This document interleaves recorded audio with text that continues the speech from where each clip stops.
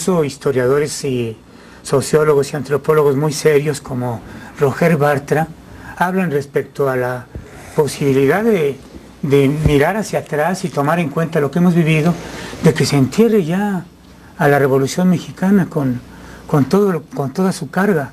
Lo dijo recientemente Roger en un foro público. Bueno, eso ha venido ocurriendo. Se han ido, por ejemplo, el desfile del 20 de noviembre, el significado del 20 de noviembre en el calendario cívico. Durante el régimen priista y en los años inmediatamente anteriores al PRI, durante los gobiernos de Obregón y Calles, el 20 de noviembre se convirtió en la fecha emblemática, era el centro de las celebraciones. Eso ha venido desmontándose. Esta vez hubo un intento de recuperar y resultó fallido. Hubo un desfile militar.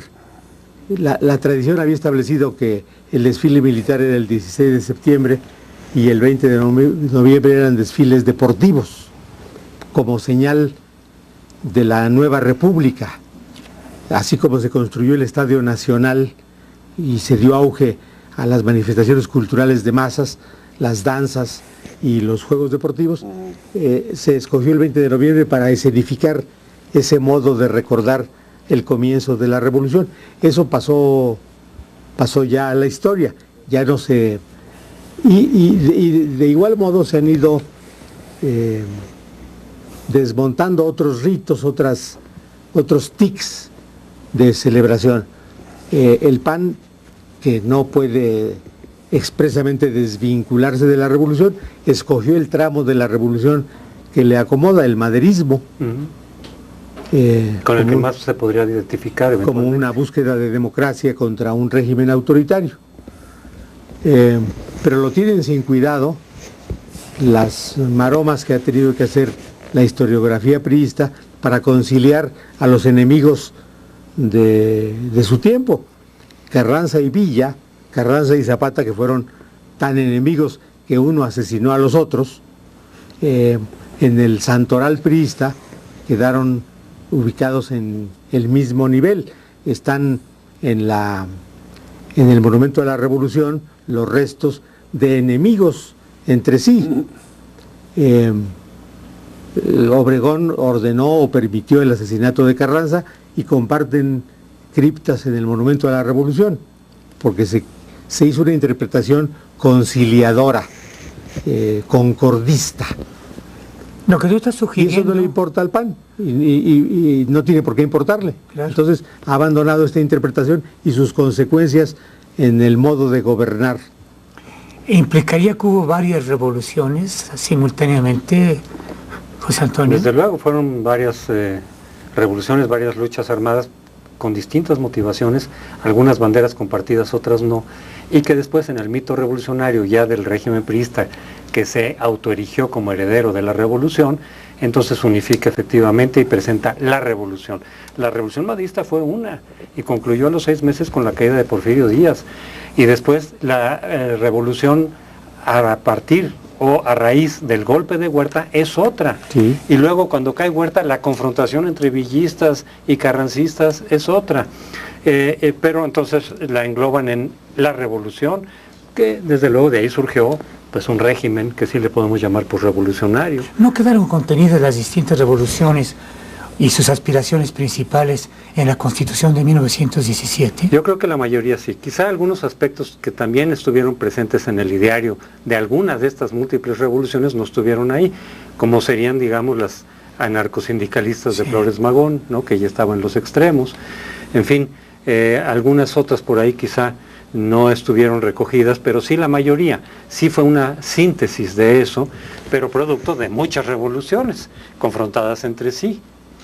Yo, con el debido respeto al maestro Bartra, no podría estar de acuerdo en que echáramos un borrón y cuenta nueva y nos olvidáramos del pasado. Yo creo que no me imagino incluso cómo es posible mirar al futuro sin tener en cuenta el pasado, ¿no? Porque además, bueno, ya te metes en cosas filosóficas, ¿y dónde rayos está el futuro y dónde está el pasado?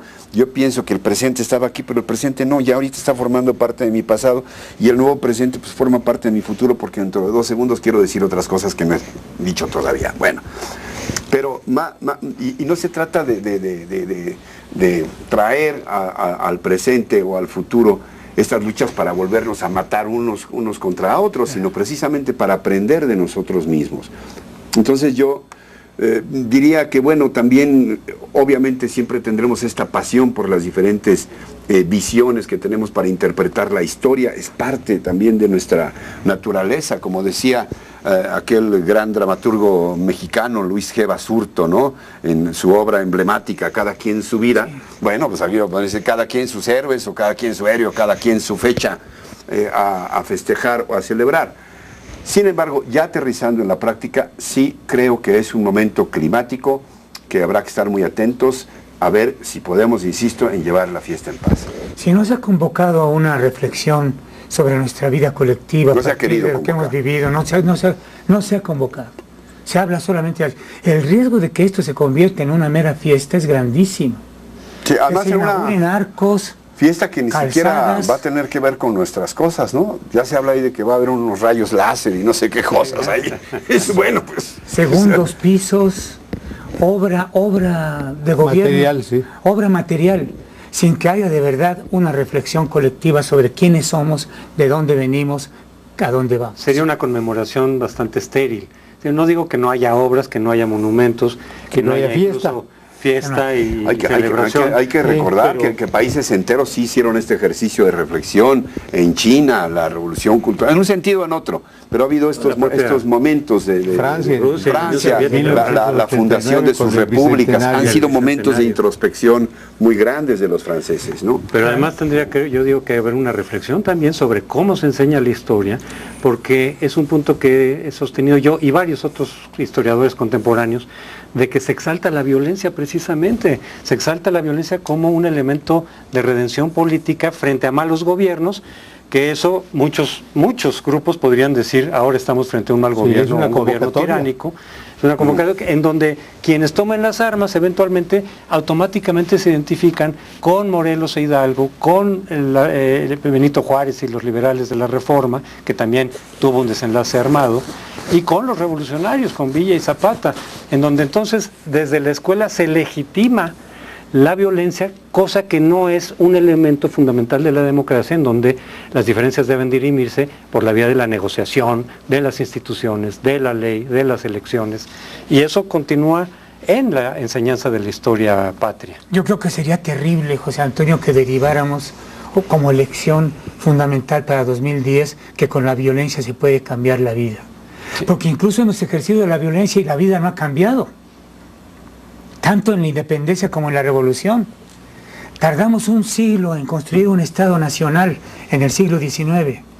Y una nación, la idea de una nación. Sí, a mí me parece que la enseñanza histórica tendría que explicar los sucesos de violencia, pero no exaltarlos, ni justificarlos, ni legitimarlos. Entenderlos y entender qué elementos faltaron para que eso pudiera haber sido dirimido por la vía pacífica, para que eso sea lo que se enseña como un valor fundamental de cultura democrática a nuestros niños, a los escolares. Entender lo que realmente significa lo de mexicanos al grito de guerra. Y que, bueno, ¿qué significa mexicanos al grito de guerra? Bueno, pues yo creo que es ponernos de acuerdo a hacer cosas, ver al futuro, resolver la crisis económica, a darnos un país más justo, no sé. No significa necesariamente que todos tengamos que salir y el bridón. Sí, a destazarnos unos a otros, ¿no? Bueno. ¿Y la fiesta? ¿En qué podría consistir una fiesta racional, inteligente? La movilización de las energías creativas de la sociedad. Me parece que este es un país que ha tenido una clase gobernante de menor calidad que los gobernados, y el deterioro institucional nos hace a veces pensar que nos va mal porque somos una mala sociedad, que no somos capaces, nos dejamos someter. Y no ha sido así. Yo creo que la supervivencia de la sociedad mexicana proviene de una energía vital interna. Si se desplegara esta energía vital, que es una energía creativa, sería una verdadera manera de festejar la revolución y la independencia. A Sí. mí se me hace que la mejor manera de festejar sería concitar propuestas, no sé si a través de internet o de los twitters o de las organizaciones civiles o de las universidades, propuestas de país para los próximos 100 años. A mí me Podría ser. encanta, los gobiernos no han estado a la altura del pueblo que gobiernan, en contrario a lo que suele decirse. Que los pueblos tienen los gobiernos que se merecen. No es así. No es así. Muchísimas gracias, José Antonio.